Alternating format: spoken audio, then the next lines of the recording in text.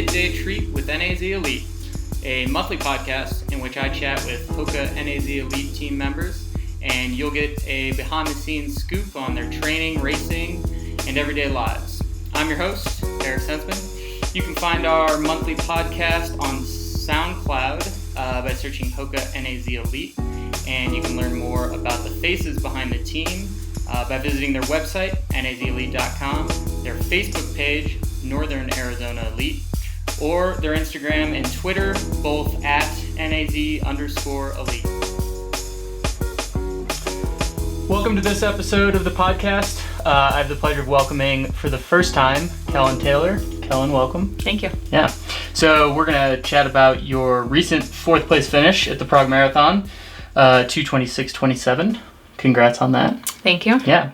I want to explore the build up to that race, kind of what went on in the 6 or so months leading up to it. So we can start kind of last fall. The Las Vegas half marathon, was that in October? I believe so. Yeah. That sounds right. So long ago now. Yeah. But you ran 1:10:13, which was a PR. Yep. And very fast. What was... You at that point had a plan to run a marathon. I did. Right? Yeah. So what was the plan? What was that kind of building towards? The half? Yeah, when you ran Vegas. Well, the plan was to actually do Monterey Bay half, which ended up being canceled because of smoke from wildfires. So Las Vegas half wasn't even in the plan, another half anyways. But I think that it was basically just to have kind of a fun fall, where I got to race a bunch and hopefully had good performances. I kind of didn't have great performances, but until that last half marathon. But it was kind of just a chance for me to do whatever I wanted, which I don't always get to do because we're always marathon training. And Ben doesn't like us to race a ton in the midst of a segment. So, and sorry, I totally spaced on that because I remember when this happened with the smoke and everything. Maybe talk a little bit about how that transpired. So you were supposed to run Monterey Bay. I think you were in the Bay Area, right? Yeah. And then I think was it the day of the Vegas that you? Yeah. The night before. So actually the tech meeting was going on, and I had just seen the race directors and everybody a couple hours beforehand for a little press conference, and nothing was said. Everything was still on schedule. And then they had the tech meeting, which I actually didn't go to. I had permission to go for my second run. And I came back and everybody was in the inside of the lobby of the hotel and we're like, "Did you hear? It's canceled." And I was like, "What?" It's canceled. I just saw them an hour and a half, 2 hours ago. So the smoke from all the wildfires had just kind of infiltrated its way in and made it unsafe. And at that point, I think I was kind of like, well, okay, I guess, I don't know what I'm supposed to do with that. I guess I just won't race, or I'll find something else maybe the next weekend, so that I can at least try and capitalize on my fitness that I built that fall. Sure. But later in the evening, I think it was either Ben or Josh Cox, my agent, that kind of brought up maybe doing the half, and I was like, yeah, sure, why not? I don't have an issue with it. Just kind of had to logistically figure everything out, which fortunately they did for me, and booked my flight and got the okay from the race directors and left at 6 something in the morning the next day, and got there at noon, and it's an evening race, so that made it definitely a lot easier in terms of logistics as well. Got to the hotel I think 12:30, 1 o'clock, and raced at 4. Incredible. So, does that tell you anything about your I don't know how important or unimportant the pre-race stuff is?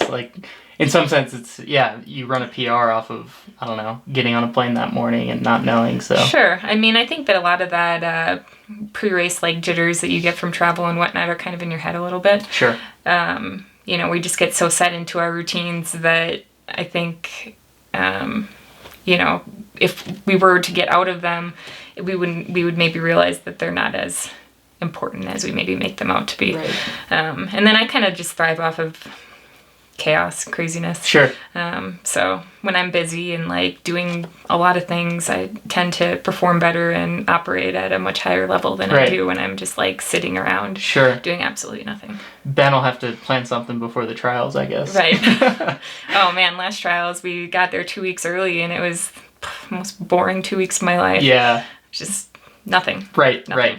Being in a hotel room and. Well, we weren't. We were in a house, Okay. and like there was nothing to do. We were kind of in the middle of nowhere, and Matt, I was going to like the gym every day or like every other day, and I don't go to the gym other than when we're scheduled to. And I was like, I don't know, I'm gonna go with you, Matt, because I got nothing to do. So.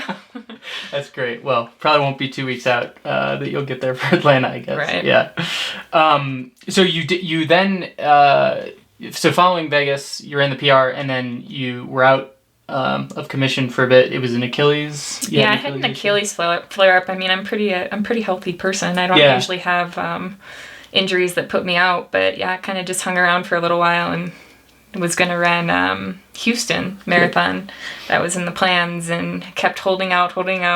We canceled it once. I called back like an hour later, or no, like 10 minutes after it had gotten canceled, and I was like, call them back and tell them that I'm going to run it, just like give me a week or something, and hopefully, everything will be fine and I can race. And then that week came and went, and it wasn't coming around. So the injury stuck around, or the problem, I guess, for a month? Or? It was like a month, yeah. So not terrible in terms of injuries. There's people go through a lot of things that are much, much worse.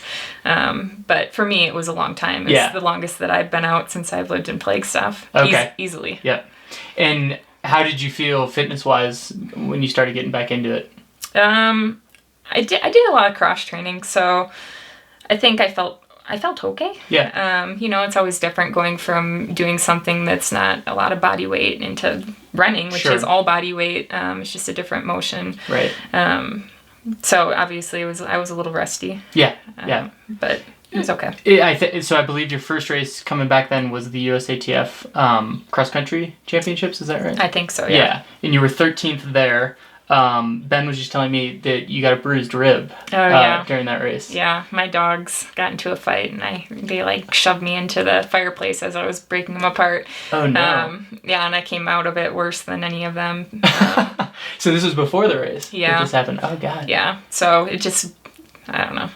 It was kind of a mess, but it was fine and got better. The race was not fantastic. I did not have a good time in terms of the actual time. And then being there, right. Not running well, but it happens. Did the rib play a factor at all, or?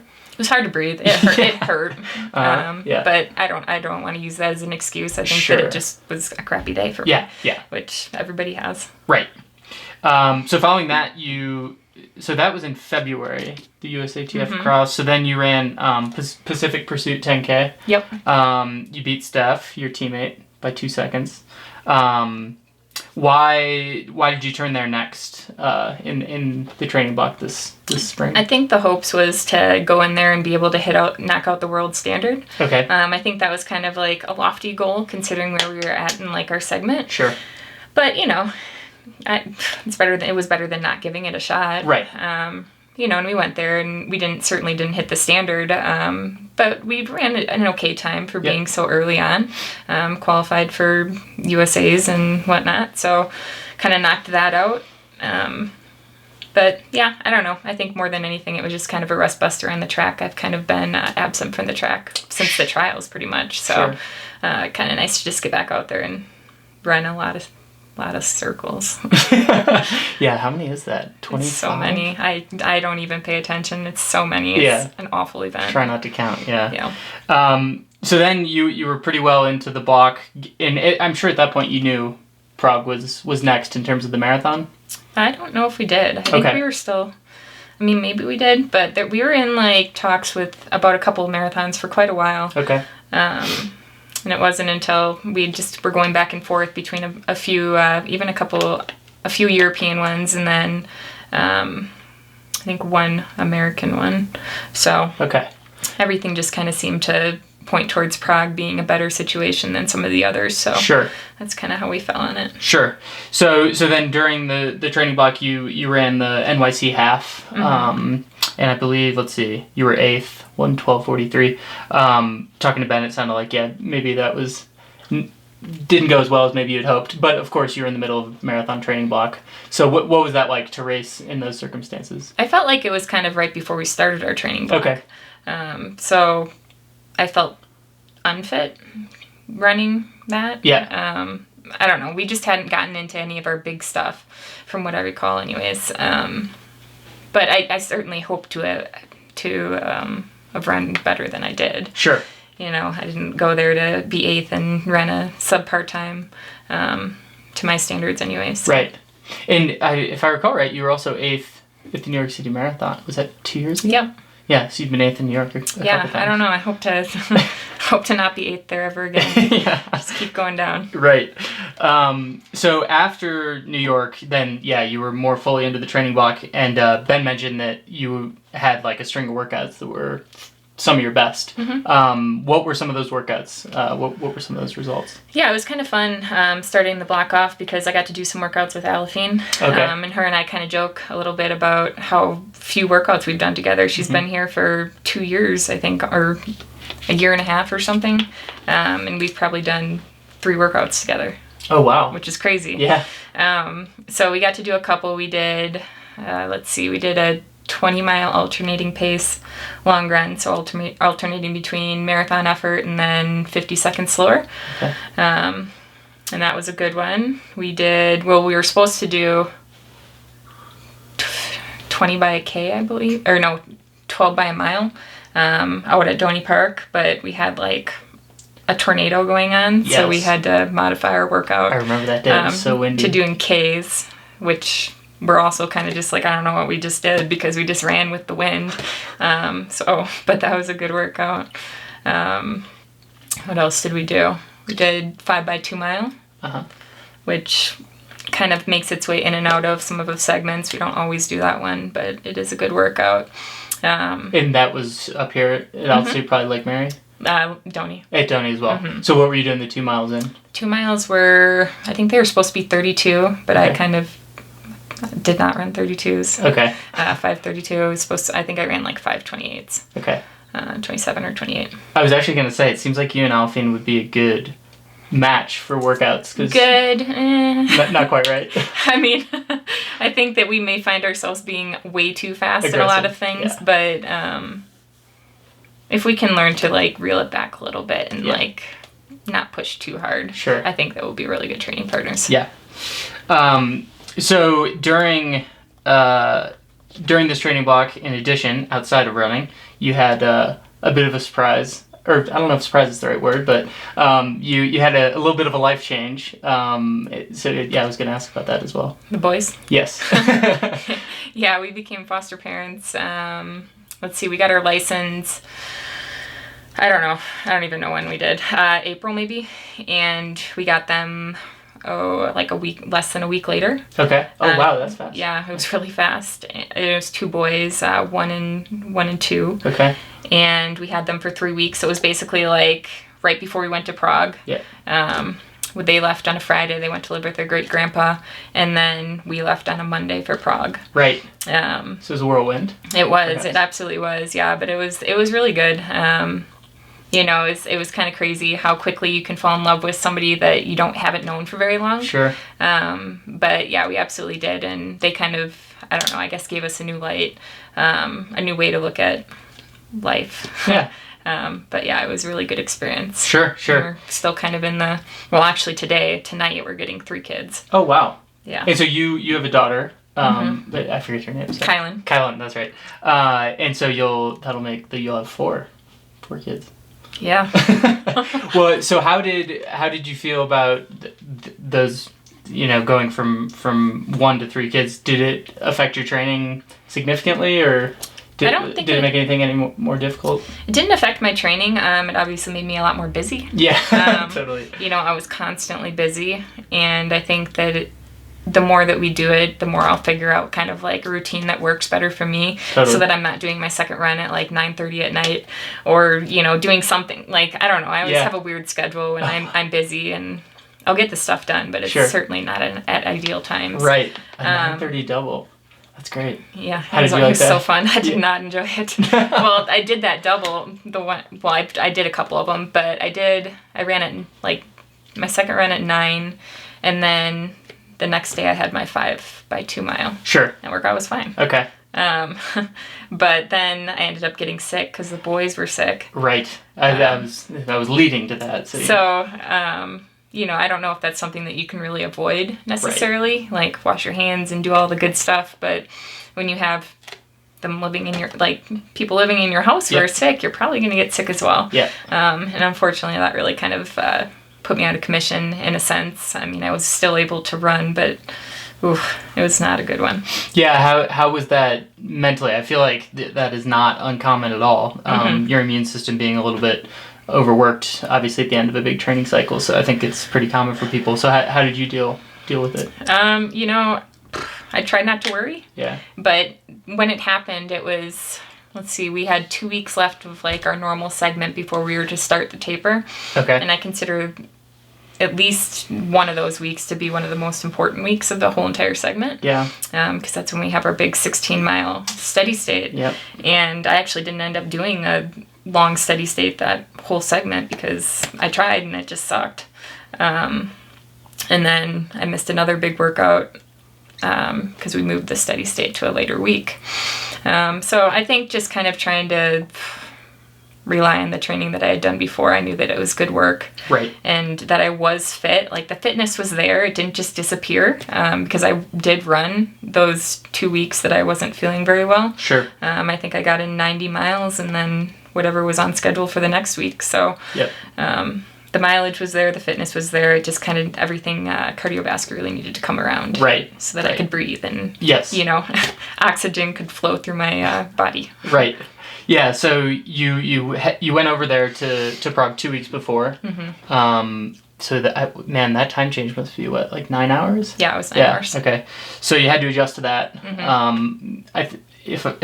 You still weren't feeling 2 weeks out. You were still feeling a little sick. Yeah. Yeah, it was still there. It actually hung around for a really long time. I feel like I'm finally out of it completely. Oh wow! But like there was still a bunch of gunk in my chest. So, it took a long time. Yeah. So at that point, obviously you're trying to stay positive and remember all the good parts of the training. But like 2 weeks out, flying over, not feeling well. How did you honestly think it was going to go at Prague? I had no idea. Okay. And I didn't even know going in like the day of the race. I was like, I don't know. I mean, like I had goals. I had tiers of goals, and the first goal was like, just get the Olympic standard. That's like the most important thing right now. If you have the worst day of your life, just run 2:29:30. Yep. And I've had some bad races where I felt absolutely awful and still broke in 2:30. So I felt pretty confident that I could do that. Sure. And then the next tier was break 2:26. Didn't do that, but wasn't too far off. No. I would have been pretty happy if I would have done that. And then obviously a PR would have been really good. Sure. And before we get to the race itself, because some very interesting, well, the way it played out was new for you, certainly. But yeah, how was Prague? You were there for 2 weeks. What do you think? Yeah, it was awesome. It's probably the most beautiful city that I've been to. Yeah. Since we were there 2 weeks early, we got to do all the touristy stuff the first week. Mm-hmm. So my husband and my daughter were with me, and we just did the basic tour, saw the whole city, went to the zoo because, an 8-year-old can only put up with so much building tours. Right. But yeah, it was really fun. Good. And then the week of the race kind of hunkered down a little bit. Sure. We were at a Airbnb the first week and then moved to the hotel the second week. Okay. Unfortunately, they had a really awesome pool, which he was able to utilize. Cool. But yeah, it was a good time. That's great. Okay, so race day. You get to the start line, gun goes off. It's pretty fast. I have your splits here. So you went through 5K in 16:42, which is like 2:20 high pace, which would definitely be a PR. And then you hit 10K in 33:20, which is mid 2:20 pace. Yeah, how are you feeling at those points in the race that early? Not good. Not good. This was easily the worst I've felt in a marathon. It was just the whole thing. Yeah. The whole thing was just, I felt terrible. And usually a marathon is really long, and I feel like most of the time it'll come full circle. So you might feel like crap, but eventually it'll come around and you'll start to feel good again. Right. And that just kind of never happened. So it was really just kind of a grind, and some of that could have came from starting out so hot. Sure. But it also could have just been from not having run, anything super notable in distance. Sure. For a while. Yeah. So I don't know. It did feel very hard though. Yeah, so not feeling well, and then so you ended up splitting halfway in 1:11:16, which for a half marathon on its own sounds rather good. But of course you were only halfway, so that was about 75 seconds faster than you've split in a marathon before. And not feeling well. Yeah, that sounds really rough. Were you even at a point where you were like, I guess, recognizing that, or were you just focused on just dealing with the discomfort and just continuing? It was just 1K to the next. Yeah. It was just one of those races where it was like, oh, I'm going to stop. This really sucks. But, just putting one foot in front of the other and getting to the next K and then the next K. And then, you only have 15K to go and then it's 10K to go. And then you're like, I only have 6 miles, but that means you're only 20 miles in, which is when it's supposed to start to get hard. But it was already really hard. So I don't know. It was more of a mental battle, I think, than a physical one. Sure. I think you can always put one foot in front of the other and keep going. Right. But mentally you could easily call it quits and just stop, be done. Sure. So. Have you DNF'd a marathon? I did Boston. Okay. That's right. I did Boston. With the rain and the... Yeah. For me, that one... Really cut the thermic, right? It sucks, but I feel like I didn't really have a choice in that one. Yeah. It was more of just like, I couldn't do anything. Right. So. Right. Yeah. But yeah, that's the only race. Okay. So you kept it that way. You did obviously finish, like we said, in fourth in 2:26. Looking at your splits, you never seemed to hit the wall, so to speak. You just kind of got a little bit slower. Right.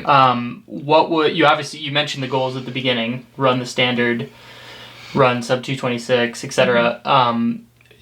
Later in that race, were you cognizant of those goals? Is that what kept you motivated? Did you think you had a shot at 2:26?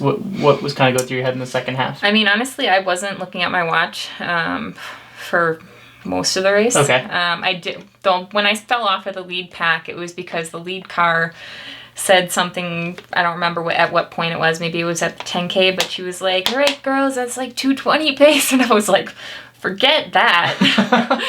And I was like, absolutely not. So I definitely fell back a little bit because I knew that was way too hot. Sure. And, our pacer was up there, and I don't know. It was a really bizarre race in terms of that. Like, the pacing was crazy. Okay. Which is to say, off? Yes. Yeah, he was with the lead group. Okay. Like, from the gun. Yep. So, I don't know. I knew that we were going fast, but... You didn't know that fast. I hoped not that fast. Right. Yeah, so what was the question? No, I think you answered it. Just kind of, what you were thinking about to keep you, I don't know, motivated to keep going despite how much it was hurting and you were slowing down. Right. So towards the end of the race, I was like, I don't know, I just hope that it's like 2:29:30. I think that I can do that. Yeah. So when I actually got to the line and saw that it was 2:26, I was like, oh, okay, that's not terrible. And then I had seen Ben maybe like within the last 5K, and he was telling me projected pace or like roughly what I was running. And it got slower each time he told me, but it was a lot faster than I had thought. So that was kind of encouraging to know that I wasn't, completely bonking. Sure. Because like I said, I had no idea. Yep. And it ended up being really nice in the middle of the race because I think, I don't recall what point I caught up to him, but Rivers. I was going to ask, yeah. Yeah, him and I ended up meeting up partway through the race, and I just kind of, no words were spoken, like the whole entire time, because I think he was just having a rough one too, and I kind of just tucked in behind him, and he just kind of led the way. Yeah, and I know Tommy will hop in on workouts and stuff from time to time, so probably just felt like another... It did. It just kind of, it was nice to turn my mind off, not have to think about anything. The pace was kind of irrelevant at that point, at least in my mind. It was just like, just stay connected and get to the finish. Right. So. And I do think you started to move back up in the field towards the end as well. I passed a few people. I passed one or two. Okay. Did the competitive drive sort of kick in to... I don't know, when you ended up passing people towards the end? I mean, kind of, but they were with that lead group, so it wasn't like they they hit the wall hard. Okay.